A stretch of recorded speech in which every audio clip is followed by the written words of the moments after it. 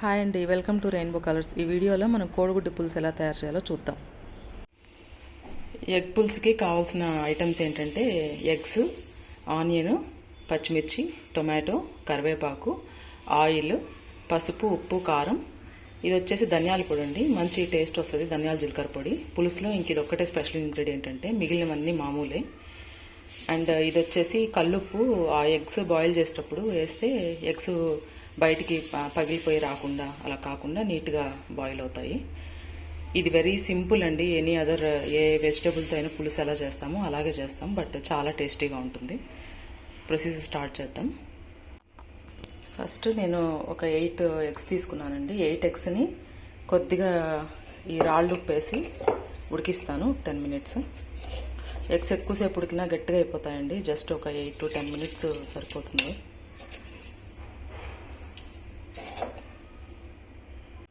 ఇప్పుడు ఇంకా ఎగ్స్ పొయ్యి మీద పెట్టుకుని స్టవ్ అంటించేసేయాలి. ఇవి ఒక 10 నిమిషాలు ఉడికితే సరిపోతుందండి. ఒక చిన్న నిమ్మకాయ అంత సైజు చింతపండుని నానబెట్టుకుని ఉంచుకున్నామండి ఈ పులుసు కోసం.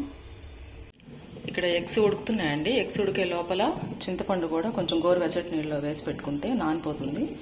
అలాగే ఈ లోపు ఆనియన్, మిర్చి, టొమాటో అవన్నీ కట్ చేసి పెట్టుకుందాం.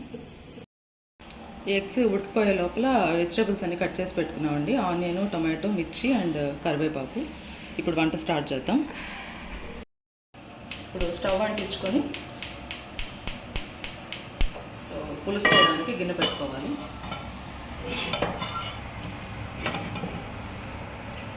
ఫస్ట్ ఆయిల్ వేసుకోవాలండి. కోడిగుడ్డు పులుసు, చేపల పులుసు వీటికి కొంచెం ఆయిల్ ఎక్కువగా ఉంటేనే బాగుంటుంది. సో ఒక 5 స్పూన్స్ ఆయిల్ వేసుకున్నాను. తర్వాత దీంట్లో పోపు గింజలు వేసుకోవాలి.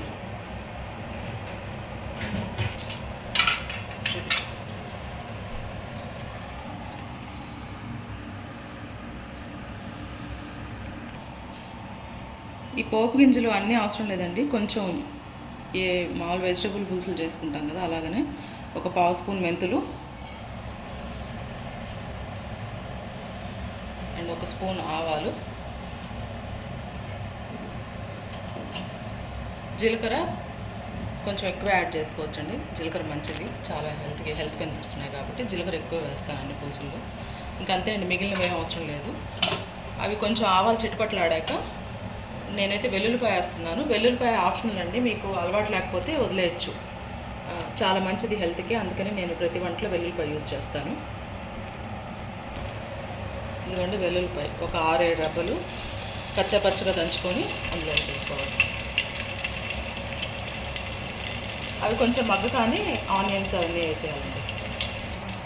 ఇప్పుడు ఉల్లిపాయ, పచ్చిమిరపకాయ, కరివేపాకు 3 వేసేస్తున్నాం.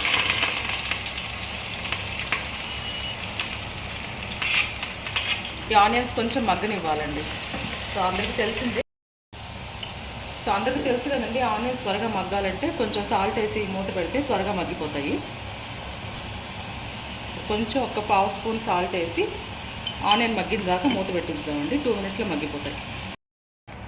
ఇదిగోండి ఒక 5 మినిట్స్ అయింది. ఆనియన్ ఇలా మగ్గిపోయింది. ఇది గోల్డెన్ బ్రౌన్ కలర్ రావాల్సిన అవసరం లేదండి, జస్ట్ కొంచెం మగ్గి పచ్చివాసన పోతే సరిపోతుంది. ఇప్పుడు మనం టమాటోస్ కూడా యాడ్ చేసుకుని ఒక 2 మినిట్స్ మగ్గిద్దాం టమాటా ఉడికిందాక. ఇదిగోండి ఒక టమాటో కట్ చేసి పెట్టుకున్నాను, ఇది యాడ్ చేసేసి ఒక 2 నిమిషాలు అయితే ఇది మగ్గిపోతుంది. నెక్స్ట్ పులుసు పోసేసుకోవచ్చు. టమాటో మగ్గిపోయిందండి. ఇప్పుడు చింతపండు పులుసు పోసేసుకున్నాం. పులుసు మరీ నీళ్ళగా చేసుకోకండి, పులుసు నీళ్ళగా వస్తుంది. మేము కొంచెం లిక్విడ్ అంటే సెమీ లిక్విడ్ లాగా, సెమీ సాలిడ్ లాగా చేసుకుంటాం. మరి పలుచగా నీళ్ళగా అయితే ఉండదు మా పులుసులో. ఇప్పుడు పులుసుకి పోసేసుకున్నాం కదా, దీంట్లో పసుపు, ఉప్పు ఆల్రెడీ ఇందాక ఆనియన్స్లో వేసాం కదండి, అందుకని కొంచెం చూసి వేసుకోండి. ఎలా అయినా పులుసులు కొంచెం ఎక్కువే పడుతుంది. మీ టేస్ట్కి సరిపడా ఉప్పు వేసుకోండి. ఇప్పుడు ఒకసారి అన్నీ వేసాక కలిపి టేస్ట్ కూడా చూసుకోవచ్చు. ఉప్పు తగ్గిన, పులుపు ఎక్కువైనా కొంచెం వాటర్ యాడ్ చేసుకోవడం అవన్నీ అడ్జస్ట్ చేసుకోవచ్చు. నెక్స్ట్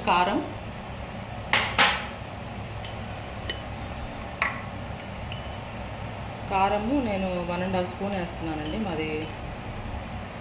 సో మీరు మీ టేస్ట్ బట్టి వేసుకోండి. ఇదిగోండి కన్సిస్టెన్సీ లాగుంది. సో కన్సిస్టెన్సీ ఇలాగ ఉందండి. దీంట్లో ధనియాల పొడి అవన్నీ వేస్తాం కదా, ఇది కొంచెం మరిగిన తర్వాత కొంచెం దగ్గరకు అవుతుంది. అంతే అండి, మావైతే అన్నీ కరెక్ట్ సరిపోయాయి, పులుపులు ఉప్పులు అన్నీ. నేను ఇది ఇప్పుడు మూత పెట్టేసి వదిలేస్తున్నాను ఒక 10 మినిట్స్. హై ఫ్లేమ్లోనే ఉంచండి ఒక 10 మినిట్స్. తర్వాత సిమ్లో పెట్టుకొని ఒక 5 మినిట్స్ ఉంచి ఆపేయచ్చు. ఇప్పుడు దీంట్లో ఇది ఒక 10 మినిట్స్ ఉడికిందండి పులుసు. దీంట్లో ఈ పౌడర్ వేసుకోవాలి. ఇది ధనియా, జీలకర్ర అండ్ కరివేపాకు డ్రై రోస్ట్ చేసి పొడి చేసి పెట్టుకున్నాను. అన్ని పులుసుల్లో ఇదే వేసుకుంటాను. సో ఈ పౌడర్ని ఒక 2 స్పూన్స్ యాడ్ చేస్తున్నాను. ఇదిగోండి, ఇలాగ కొంచెం ఆయిల్ సపరేట్ అవుతుంది కదా, ఇప్పుడు ఈ స్టేజ్లోనే ఎగ్స్ యాడ్ చేస్తాము. చేసి ఒక 5 మినిట్స్ అండి, ఎక్కువసేపు ఉడకకూడదు.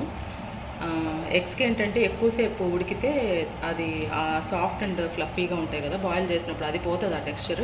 ఇంకొకటి డైజెషన్కి చాలా టైం పడుతుంది. అండ్ ఆయిల్లో కూడా డైరెక్ట్గా ఎప్పుడు ఎగ్స్ని ఫ్రై చేయవాకండి. మోస్ట్లీ ఫ్రై చేయకుండా అవాయిడ్ చేయండి, ఎందుకంటే అది డైజెషన్ ప్రాబ్లమ్స్ వస్తాయి అండ్ అసిడిటీ ఉన్న వాళ్ళకి ఎక్కువ అవుతుంది. రెడీ అయిపోయింది పులుసు.